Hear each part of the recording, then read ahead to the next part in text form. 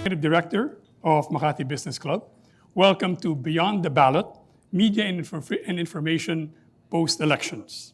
This event was organized in light of World Press Freedom Day, which was 2 days ago, and the upcoming elections. We all know the date of that.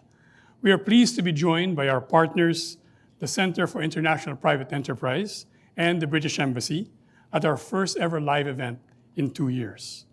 Before we begin, I'd like to acknowledge our co-presenters. Those of you on Facebook Live will see their names on your screens, but let me run through some of these names.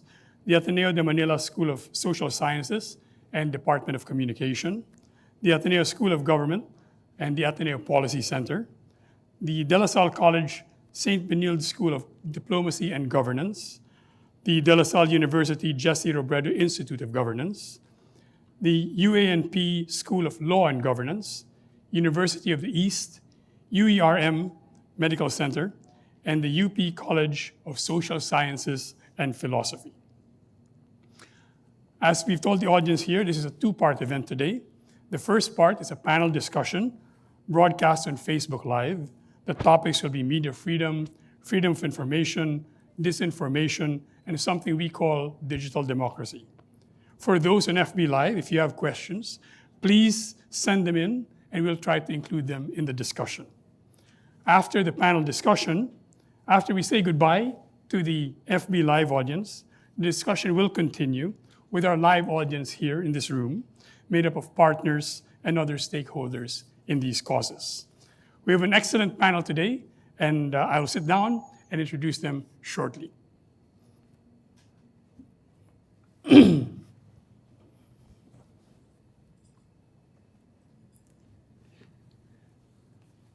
Our panel today, we're going to start off with Aris Arugay, who's the Philippine representative in the Democracy Erosion Project and editor-in-chief of Asian Politics and Policy. He's a professor of political science at the University of the Philippines. Good afternoon, Aris. Good afternoon, Coco. Good afternoon, everyone. Are you checking papers? What are you doing? No, I'm analyzing survey data. We're going alphabetical order here. We have A, C, D, and E. We're lacking B. So if there's any volunteers with a B family name, you're welcome to join us. Our next panelist is Regine Cabato. She's the Manila reporter at the Washington Post and a recipient of a 2019 Carlos Palanca Award. Regine, thank you very much for joining us. Thank you for having me. Our third panelist is Camille Diola, editor-in-chief of Philstar.com, and it says here, currently the youngest newsroom captain in the Philippines. Hello. Hello, everyone. Hi, Camille. And finally, Christian Esguerra, host of After the Fact. As we all know, that was formerly on ANC, and it's now on podcast and YouTube, or is it just on YouTube now? Both, podcast and YouTube. He's a 2020 Marshall McLuhan Fellow, a program run by the Canadian government. We're very pleased to have the Canadian Embassy represented here today. Both Christian and Camille are Jaime Villampin Journalism Fellows, a program run by the Center for Media Freedom and Responsibility. So we have 4 topics today. Aris, Regine, Camille, and Christian. And we're going to start with media freedom. Many journalists and observers say that media freedom in this country, once known as having the noisiest and liveliest press in Asia at least, has been curtailed. Reporters Without Borders ranks the Philippines 147 out of 180 in its 2022 Media Freedom Index. Quick question for everyone. I suspect I know the answer, but I'd like to hear it in your words. For everyone here, for all of you, do you agree that media freedom has been curtailed more and more in recent years? I'll start with Aris. There is increasing perception, and I think we've seen episodes wherein direct assaults on media institutions were seen. There are cases filed now against media practitioners. Though not exclusive in this administration, we also had persecution of media a few decades back. I think the greatest consequence of that, these attacks on independent media, is the deficit in transparency. The public, I think, is the loser here because they're being deprived of independent journalism, critical journalism, not journalism that overturns governments. I think there's a big difference. But, and therefore, if transparency is in deficit, accountability is in deficit as well. Thanks very much. Regine. So much to say about this. But definitely, yes. Well, press freedom in the Philippines has always been fraught naman, diba? But in recent years, for my young professional experience naman, definitely we've felt it. First, in terms of self-censorship, when I was working as a local journalist with a local newsroom, and then also even later on, because press freedom isn't just freedom to operate, it's also freedom from fear, freedom from harassment, and the kinds of very punitive consequences that come after. Of course, the press is always open to criticism, no? But the fact that we experience so much online attacks likely to be coordinated, that troll farms are always after us, all of us, I'm sure, here have experienced being on the receiving end of such attacks. All of these things contribute to that atmosphere of a pretty much clouded press freedom. Yeah. Camille. I also have so much to say, but I think we have for the rest of the afternoon. When it comes to media freedom, I didn't really imagine at the start of the Duterte administration, it was already unpredictable. And the struggle was something that we had to keep up for the rest of this, in the last 6 years. It's a daily challenge. It's not just the attacks on the press, which they've already mentioned, and the harassment, but it's also freedom of not being afraid of consequences for the reports that we've both pushed out. It's also having that daily anxiety of whether or not this report will still be up at the end of the day. So it's the self-restraint and self-censorship, I think. And I think the towering issues that we've seen in the past 6 years, the attacks on Rappler, ABS-CBN, which are all well documented, and the countless other instances and incidents that each media institution and each newsroom has endured over the past 6 years, we've yet to see a full report on that. And I think we're still seeing that at present. I'm going to turn to Christian because he's experienced none of this. Same question. Okay. I thought you were asking the obvious. The answer to which is quite obvious. But in an alternate reality, I suppose we can say that our media freedom in the Philippines is quite robust. But again, that's in an alternate reality. In reality, it's not. Of course, we're still free. The fact that we're able to do this and to say what we have to say about media freedom, but for how long? And at what cost? As one veteran journalist said before, it's what happens once you exercise that freedom is what matters. And to me, they mentioned self-censorship. Okay? That's very true, because I think that's the worst form of censorship, not having to be told not to publish this. Telling journalists or making them think even before you tell them not to publish this, not to say this on air, to go easy, not to call a spade, to dance around so many issues. And it's quite obvious. Just type any newscast here on YouTube, on Google. You will be able to validate my point. So I think if you ask the question, what's the question again? The obvious one. Do you agree that media freedom is being curtailed more Being and more? curtailed? Very obvious. Yeah, you have to look at the evidence itself. I think today marks the second year since ABS-CBN was shut down by the NTC. Of course, you can talk about the legalities of that. But to me, that should have been framed as a press freedom issue, not just a labor issue. This is bigger than labor. I'm not denigrating the labor issue itself, but this was, and this is still a press freedom issue. So the fact that you're able to do that to the biggest network, warts and all, and the fact that you're able to do that to a lot of journalists here, and and the fact that you can smell the fear in newsrooms, media owners imposing self-censorship, I think the answer is very obvious. You mentioned ABS-CBN. When we first had a media forum at MBC, our partner, then as now, was the British Embassy. We held it on Media Freedom Day, and or maybe the day after. And by that evening, Jing Reyes was one of our panelists. Your former boss, our former boss. By that evening, we were getting news that ABS-CBN was shut down. So hopefully that doesn't happen today to any of your news organizations. We'll go to the next topic. Have you yourself, you brought this up already, and so maybe I'll turn to the others, maybe to Regine and to Camille. Have you yourself felt or actually been censored, harassed, or physically threatened, or felt this self-censorship? Would you like to go first, Camille? I can go first. I think I mentioned part of it already.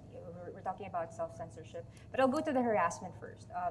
These are more recent occurrences. So we ran, I think, a full. It's just a full series of reports based on the main themes of historical revisionism, denialism, distortionism, whatever you want to call it, in the past, I think 6 years or 5 years. And then we put it out as it's an entirely new website in a new environment, and we kept it there, so it's still alive. But it's only now that we're getting a lot of messages about those reports, and those were published 5 years ago. So this is about the myths surrounding the image and the reputation of Ferdinand Marcos, a dictator, and it's only now that we're getting all those.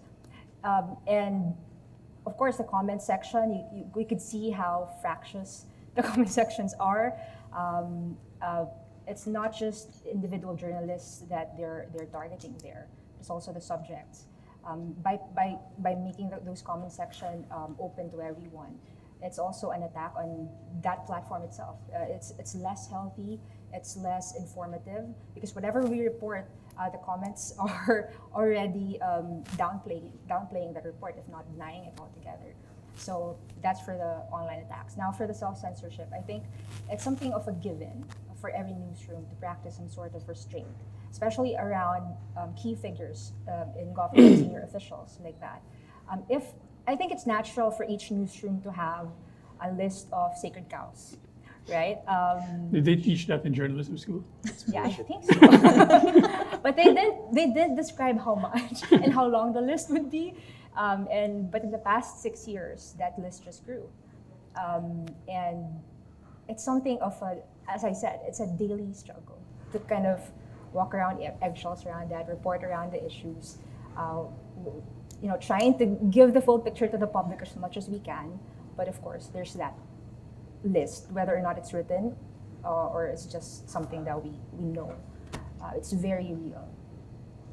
Regine, are you somewhat insulated from this because you work for a foreign organization? Yeah, definitely, I would say. And that's also one of the major reasons why I made up my mind early in my career to move to a foreign organization, because when I did work with the local press, I did feel the chilling effect, and my teammates felt it, and it was very frustrating.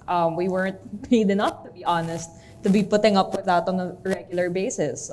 We were overworked and underpaid. There's another instance actually with regards to Philstar that comes to mind, but I think that's Camille's story to tell. But I agree with Camille from what I've observed, and of course conversations with other colleagues, that pretty much there are sacred cows, and it's very difficult for local journalists in that sense. In terms of harassment, one recent experience was also with the historical revisionism piece that I wrote. And then there were just, there was this horde of trolls that flooded into my inbox. And that was this is around the third harassment campaign that I've experienced. Previous ones had to do with a news item about how Twitter took down hundreds of accounts that were tweeting under pro-government hashtags, defending President Duterte's response to the pandemic. And then in 2021, it had to do with a comment that I had made on Twitter, also about government pandemic response. So basically, there is this kind of blowback, and definitely it's designed to silence us and to wear us out. You know? I guess I'm grateful because as a member of the foreign press, I'm a little bit, at least my editors are aware of the situation. And so they're supportive. But yeah, definitely, I think we have to close our ranks and work together and find ways to go about this. Did you want to tell that story that What was that? Regine referred to? The one about the story that was taken down Yeah. after a government official There were wrote so a many. public. Yun na lang. okay. I think that's There- all I can say. okay, yeah, There's yeah. too many. In this particular case, if I'm fine with Okay. if I'm fine with Chair Camille, because I think that this was public anyway, because the government official who had written to complain about the article of Philstar, I think posted their letter. But it was not addressed to the newsroom. It was addressed to the owners of Philstar, if I'm not mistaken. And doon pa lang, kita na yung problema eh. Because of course, the owners and the newsroom, like, kailangan ng editorial independence. And the fact that the story was taken down hours later, and it was a story that was, if I'm not mistaken, Government contracts. I actually forgot, but it was actually based on an academic report. Like it wasn't it was basically one of the par for the course things lang that we cover. China. The media story. Yeah. So basically, it's one of those par for the course things lang that we cover. Everything is above board, basically. But when it was taken down after, that the public letter where the owner was basically, it was brought to the attention of the owner of the paper, bothersome yun. Because it just goes to show na may erosion talaga ng editorial independence ng mga newsrooms. I'd like to ask, what's the cost of this decline in media freedom? And maybe I'll ask any one of you who wants to volunteer, what kinds of stories are not being told? Or could you more or less describe a story, obviously a story you haven't written, that you might have wanted to write but can't because of the circumstances we're in? And you don't need to be too specific because obviously you haven't written this story. I'll turn to the three reporters. Does anyone can describe a story like that? Siguro, if I may, sorry if I'm speaking too much. Pero yung pansin ko ay tuwing may disaster or typhoon, now everyone looks for the media. And of course, other people reason out, ABS-CBN has been shut down. So it's, of course, that killed the jobs of a lot of local reporters who would have been there otherwise, no? So for me, it's not just about one story or one political story probably dying. When you attack one aspect or one issue or prevent reporters from covering one particular issue or one particular person, it has a chilling effect across all topics, including non-partisan ones, including climate coverage, pandemic coverage. So, ano yun eh, parang lahat yun intertwined. It's probably what I would... You're looking at me, I'm guessing you want to say something. How honest would you like me to be? As honest as you can be. Okay, I'll tell you a very true story.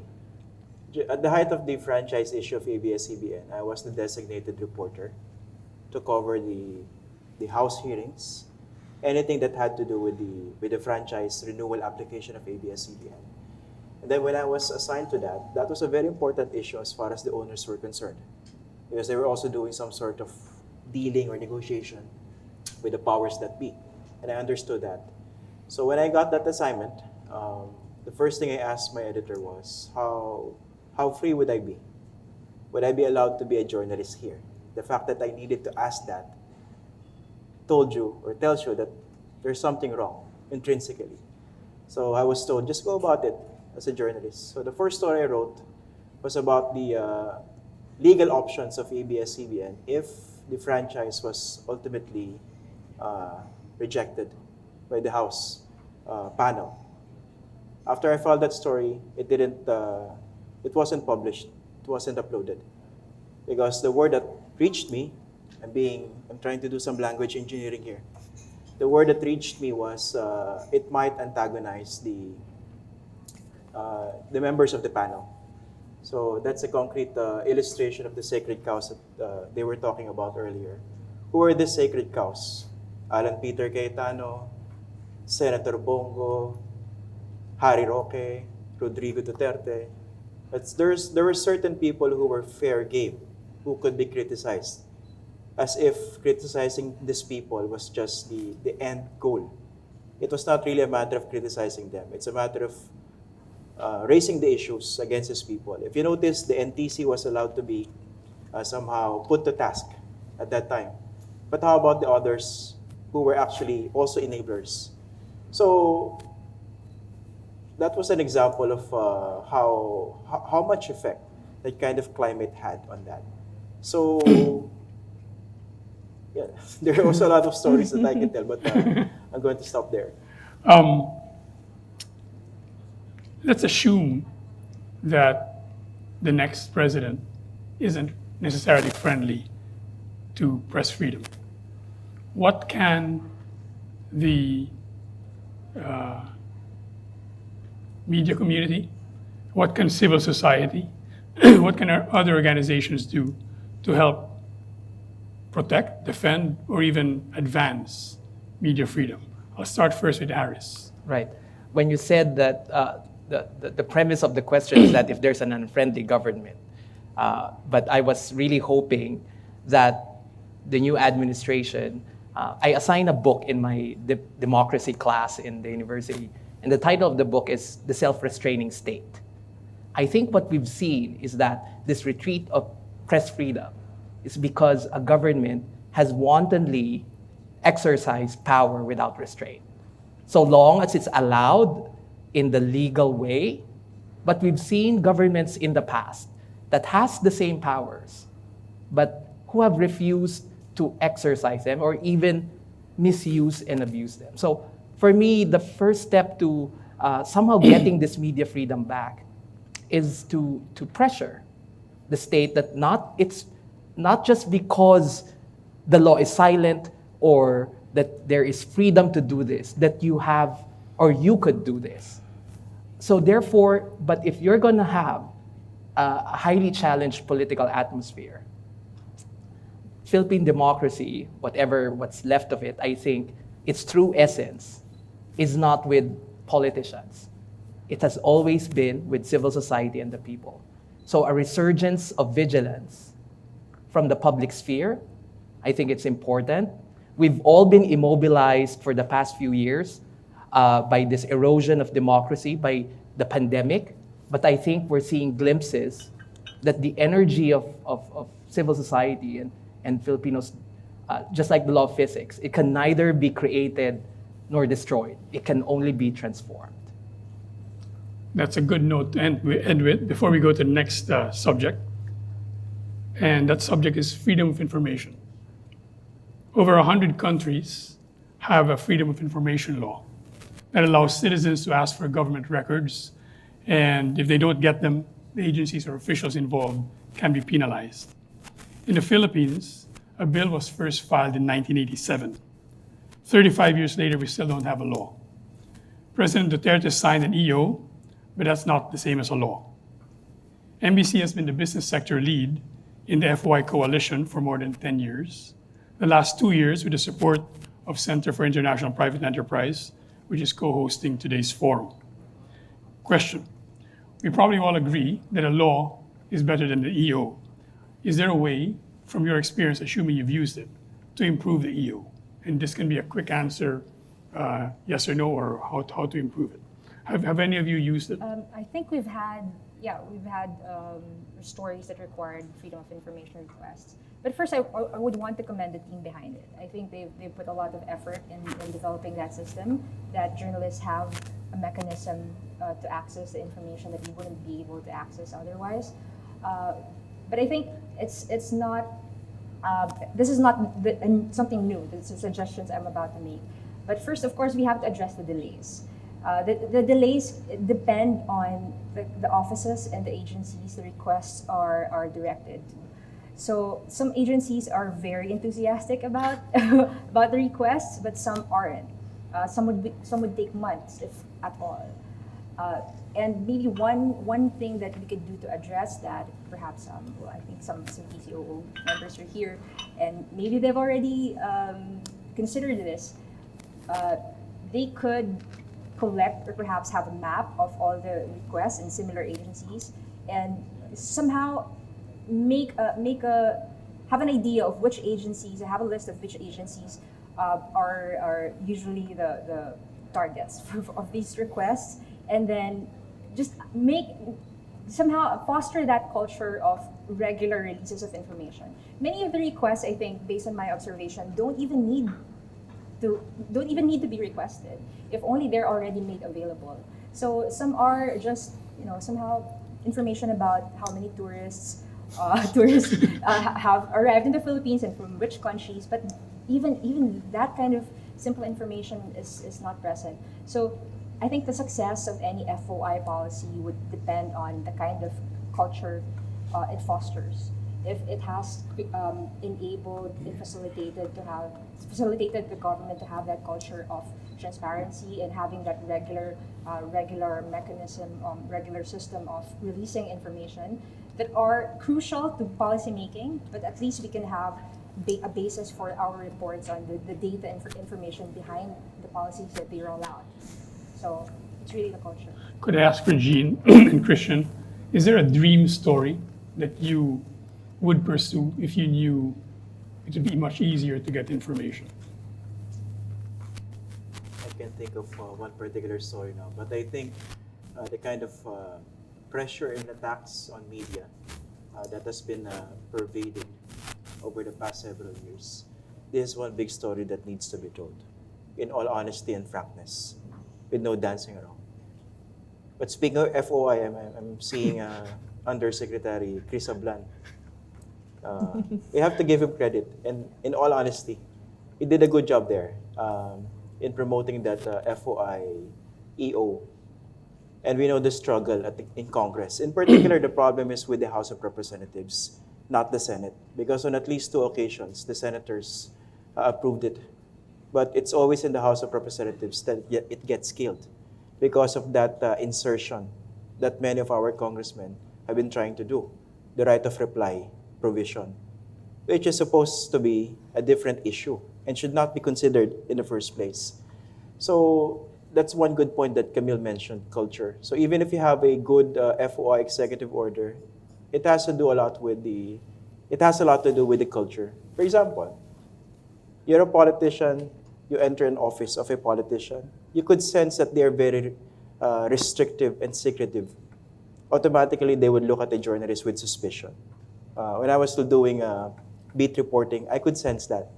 And right now, who is the main source of this kind of culture or the main promoter? You have to be honest, it's President Duterte. Because even if you sign the executive order, but you're very reluctant to release your own Salle, so what kind of message are you sending to the others? And of course, that EO could not impose on local government officials to make information available, understandably, because legally they have autonomy. So aside from the law, the EO itself, which is, to me, it's fine already, you have to really change the culture within government agencies, and it starts from the top. You've led in perfectly into my next question, which is about Salens. That's one of those documents which, according to the Constitution and according to the Salen law, should be readily available. I don't know if they should be as readily available as tourism stats, but they should be. But over the years, every branch of government has tried to curtail that access. Why is it important to have these? Why is it important to be able to report on the Salens of our public officials? I can answer that question just by giving one example. I think it's common knowledge that the Salens are summarized at the end of the year, I think, and they're released to the media. It's not they're summarized just with the totals, the net worth, and then the lawmakers are ranked based on how rich and how not so rich they are, how poor they are. But the Salle ends of individual lawmakers are not released. But once that happens, for a particular senator, for example, who's now running for president, and I think he disclosed a net worth of around 300 million, if I'm not mistaken. But we know, common knowledge also, I don't know if it's common knowledge or it's just because I'm in the media, that he also lives in the most expensive neighborhood in the country, where the real estate values are just about that. The net worth that he declared. That would be kind of low, actually. Yes, right? Or still. So how is that even possible? We haven't really seen the details. So it's not just about the wealth or the assets, but it's also the conflict of interest that we can glean from a Salle N declaration. I think it's even more important than the totals, and we're unable to see that because of this. If I may add a very brief rejoinder to that, Salle N. To me, of course, it has to be made available publicly, but certain officials are able to dance around that because they think that once they file it in their office, that's already public. That already somehow fulfills the requirement of the law. There was a time when in the House of Representatives and in the Senate, they would automatically release that every year. They would make that available to reporters. And I think this is also a legitimate concern by government officials. How about the addresses, details about that could point to their children? Of course, they have to be redacted, and they have to take care of that. Issues that could compromise their personal safety. But of course, you have to also side with transparency. My point is, the Salle itself is not the story. Even if you report, just like blotter reporting, public officials' net worth rose or decreased this particular year. That to me is a very superficial kind of report on Salle. But the Salle is very useful for you to get pointed to more important stories. Why the net worth of this particular official? Why did this increase, for example? So that could lead you to other things that you could investigate. Still on corruption and the value of bringing information before the people. In other words, your job. Several months ago, the Pharmaly controversy was big news. How do you think those revelations influenced public policy, hopefully for the better? Or did it not? Regine first. Well, we didn't really cover the Pharmaly scandal in the day-to-day because as an international paper, we're not so concerned with the nitty-gritty. Although I did loosely tune in, but I think with judging by, I guess, the current surveys and who is stopping them, people with a history of corruption actually are still there. So, but to be honest, and I think Sir Iris will be able to talk more about that. Filipinos are concerned about corruption, diba? But it's just not. I'm just not sure why it doesn't seem to translate to the vote, right? So if the question is if it has managed to make an effect in terms of scaring people who are corrupt, I think no. I think right now they seem bolder than ever and more enabled. Maybe they just learned they should do things better. Sorry? They just learned that they should do their corruption better. Probably. Hide it better. Hide it Right. better, yeah. Iris. But I think, and this is where our prior discussion comes in. When these investigations were happening, we were already in a different media environment. According to an SWS survey, almost 5 out of 10 Filipinos are afraid to say anything that's critical about the administration. That's half. That's a lot of Filipinos who are scared and because of this, I, as an academic who has studied the accountability deficit in the country, I was left wanting because I don't think we really got into the bottom of this. So, which is tragic because as a country that has mobilized historically against corruption, pardon my analysis, but if you notice, the greatest mobilizations in our country were not about human rights, were not about EJKs, or it was about corruption. Because corruption is oppression. It oppresses everyone, whether you're rich or you're poor, corruption oppresses you. it even demeans you because it says that politicians can get away with things from you. So I think this is why any expose, any scandalous outcome of anti-corruption investigations, there needs to be a complete disclosure. So for us to know the total picture and let the people decide. Because at the end, these politicians just have borrowed power. A public office is a public trust. And dapat wag masyadong pikon. Kasi kung ang gusto mo lang sa public office, puro papuri at walang kritisismo, baka dapat mag-iba kang trabaho. So 5 out of 10 are scared. Yeah, according to an SW survey. What's the Google Trends on that? Our third subject is a very popular one these days, disinformation, and its cousins, misinformation, malinformation, hate speech, etc. For all of you, in one word, one phrase, or one sentence, could you describe how prevalent this is or how damaging it has been? Christian, maybe first. One word, one phrase, one sentence. It's a difficult Miss Universe question. Lucky for us, we're never going to be in that contest. Yeah, it has really gotten so bad to the point that you have to even correct even the most basic. Most basic is redundant, right? Basic is basic. But somehow you have to provide certain classifications because of how ridiculous the situation has become. We no longer even accept baseline facts or figures. I mean, this disinformation purveyors have totally redefined the postmodern concept. I mean, you don't even have to accept anything. Even the basic fact, for example, that one candidate has an ill-gotten wealth issue. Even that is very mad, right? Because there was a Supreme Court decision in 2003. So they had ill-gotten wealth. They still have ill-gotten wealth. So even that, you have to defend yourself for asking that in the first place. Isn't that ridiculous? So this is how bad the situation has become. Camille. One word, one phrase, one sentence. He went 5 sentences. Yeah, he went beyond.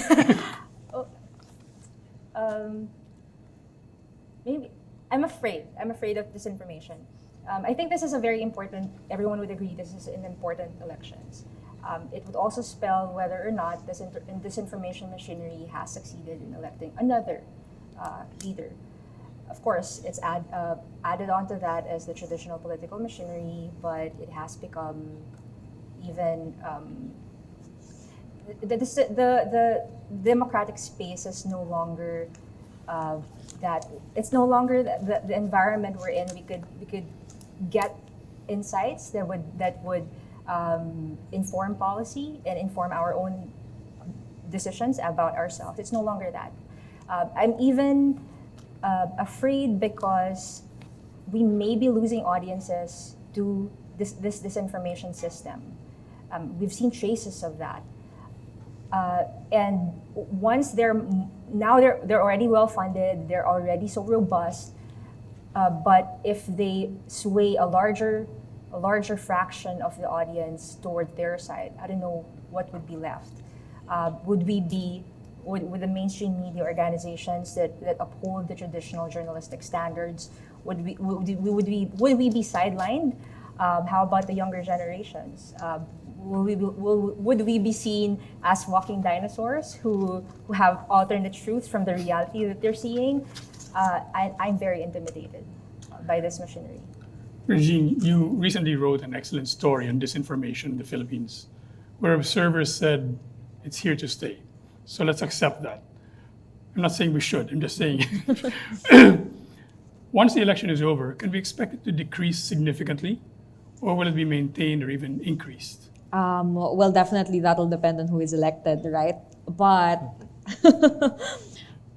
one thing that the Foreign Correspondents Association of the Philippines did recently for World Press Freedom Day was release a statement, right? Where we raised concerns about how inaccessible the leading presidential candidate is. And should he win the upcoming election, that's going to be very difficult because we we can probably see if the campaign trail is a window to what the governance will be, we can probably see that it's going to get even more difficult in the days, months, etc. to come.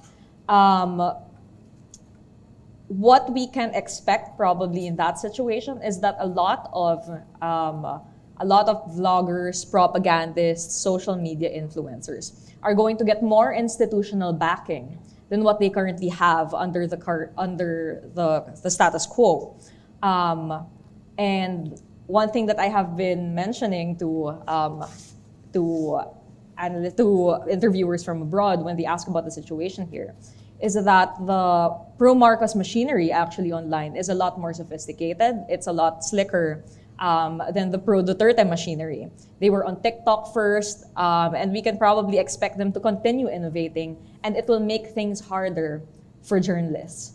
That being said, even if the opposition manages to pull off an upset, this information isn't going to go away in the coming months, and it probably could even ramp up some more. Yeah. Speaking about hate speech, you were in, I think, paragraph 4 or 5 of that FOCAP statement about the attacks on you. Yes. Hate speech attacks. What's it like to be on the receiving end of that? Definitely it's difficult. I never want to say that I'm used to it, even though journalists go through it a lot, because I don't think that it should be normalized, because this kind of, these attacks are not normal. This isn't how normal people give feedback to, right? Sorry, am I ranting? This isn't how normal people give feedback to the press. Very obviously, if looking through my inbox, I can see that a lot of the hate mail comes in at a similar time. So I don't know, like a lot of them are probably on midnight shift when they message me. And a lot of them seem to follow a similar script because there are keywords that are used. And a lot of it is also really meant to target credibility and also make me, tire me out, basically. And it's the same for a lot of other journalists. We'll close this topic with you, Doc Aris. One effect of disinformation is polarization. When there are alternative facts, whether it's on vaccines or on Trump or on Philippine history, you damage the civil dialogue that's so important for democracy. You were with us, Doc Aris, when we started our Digital Democracy Project, which tries to get local leaders and constituencies to use technology for good rather than abuse it, as many do. If you were to push for one first way to address disinformation and polarization, to strengthen civil dialogue, what would it be? And you can't answer what you answered previously, that you should elect a certain person. Right. If only political science is really that scientific that there could be a vaccine against disinformation and pernicious polarization. But unfortunately, we haven't reached that level of scientificity, if there's such a word. I think that project that we did at the height of the pandemic reveals to you that I think the first step is in depolarization. And other countries, other polarized democracies have experimented on this, is to treat politics back to on the basis of issues, rather than personalities, rather than identities, rather than all these kinds of things that polarize people. So in fact, that project, which talks about how to make mobility better, more sustainable, more people-oriented, that for me is an example of an issue that is that could be insulated from polarization. Who would say that I don't want better mobility in my city? So I think the key step is to find ways that could be common ground. It's tough because in a polarized atmosphere, the othering of the other camp, if you belong to one camp, is that there is nothing redeemable about the other camp.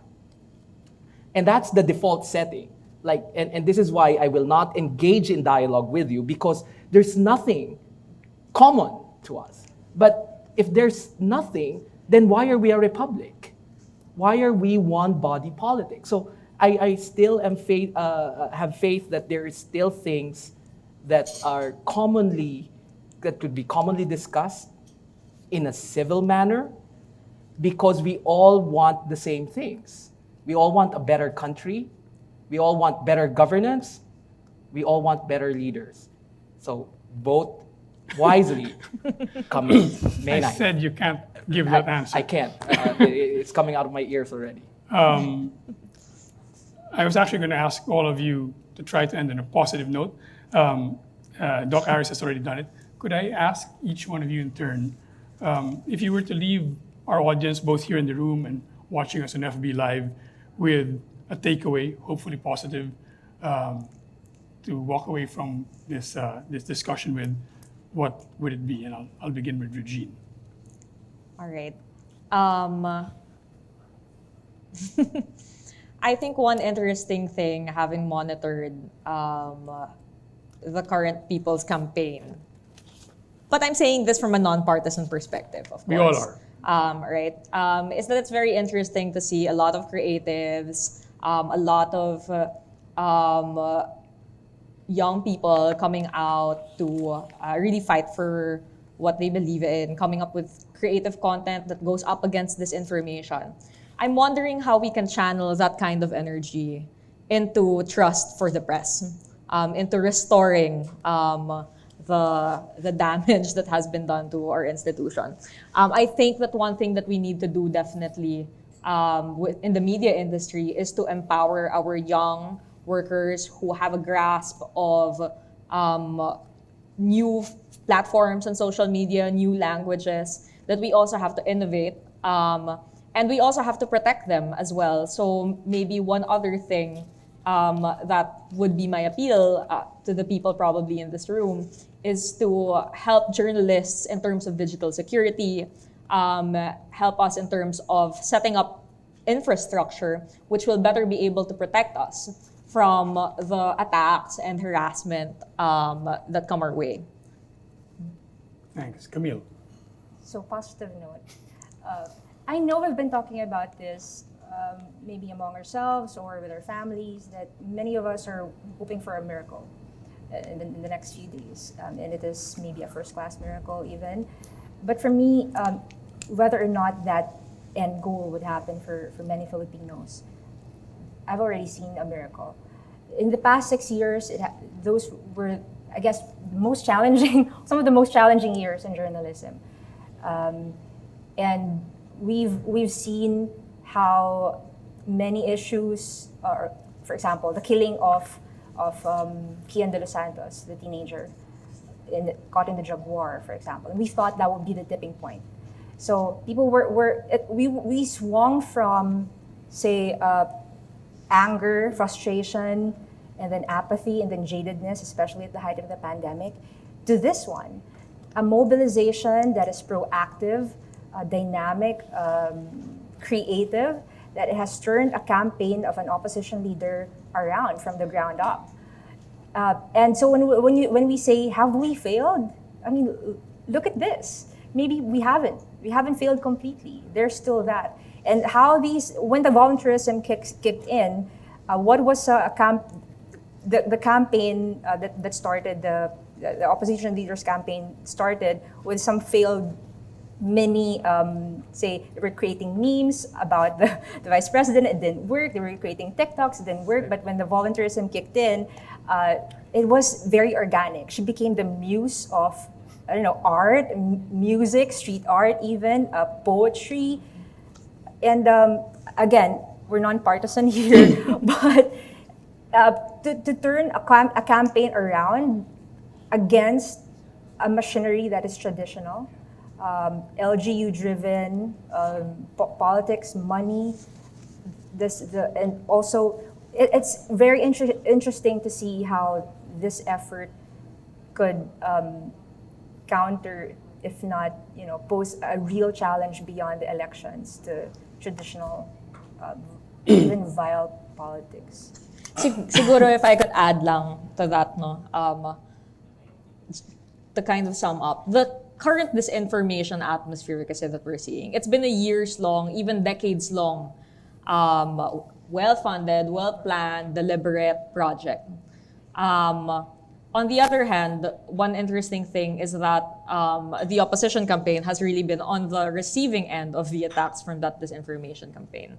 But the fact that there are a lot of proactive people, creatives who are organizing, who are coming up with new content, and that there has been a very quick upward curve in support for that, is promising in the sense that we know that there are a lot of people out there who are sick of disinformation.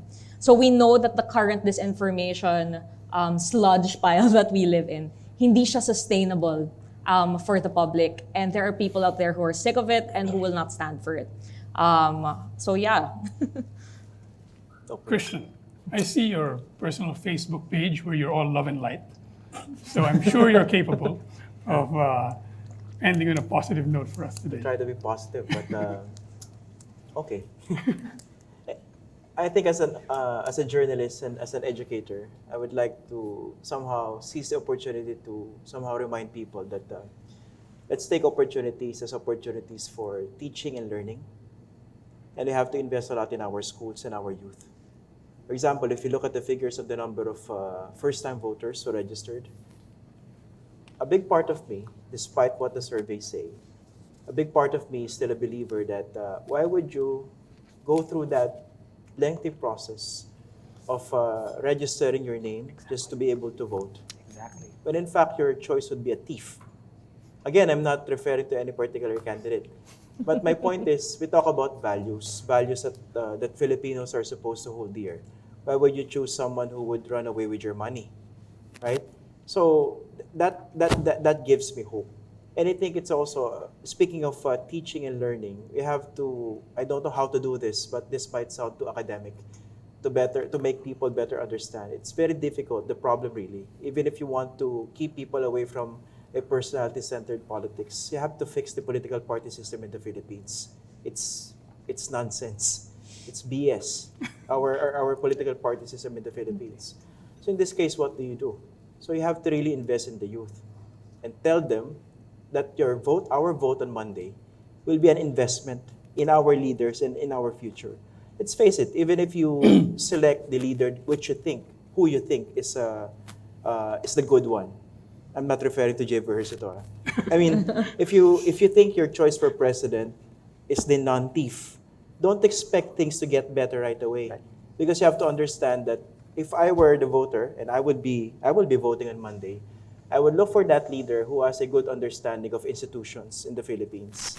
Someone who wouldn't promise quick fixes, just like what we heard in 2016. So someone who really understands the value of institutions in society. Because even if you provide certain aid, ayuda we call it, that only breeds patronage and clientelism. But it doesn't really fix the problem. That promotes the candidate, that promotes the leader, the patron. But that doesn't really benefit the client or the ordinary Filipino in the long run. So I suppose, again, I don't have the answer to this, how to remind people to invest in leaders who have a good understanding of how institutions work and who would really try to strengthen institutions so that when they leave, and I hope they would be leaving after their terms end, the institutions would that they would be leaving behind would be much stronger than the institutions than the kind of institutions that were there when they came in. Please join me in thanking Christian Esguerra, Camille Diola, Regine Cabato, and Aris Aruga. Thank you to everyone who joined us on Facebook Live and engaged in our discussion this afternoon. Special thanks to our co-organizers, the Center for International Private Enterprise and the British Embassy. We'd also like to thank our co-presenters, whose names are being flashed on the screen now. To the students in our partner universities, please scan the QR code on the screen and fill out our feedback form to receive your certificate. If you have any questions, please reach out to us at foi@mbc.com.ph.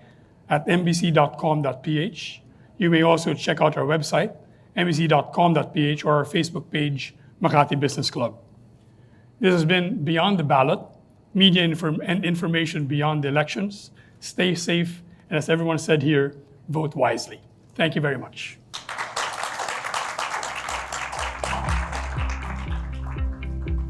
Thank you. Thank you, thank you, thank you. Thank you.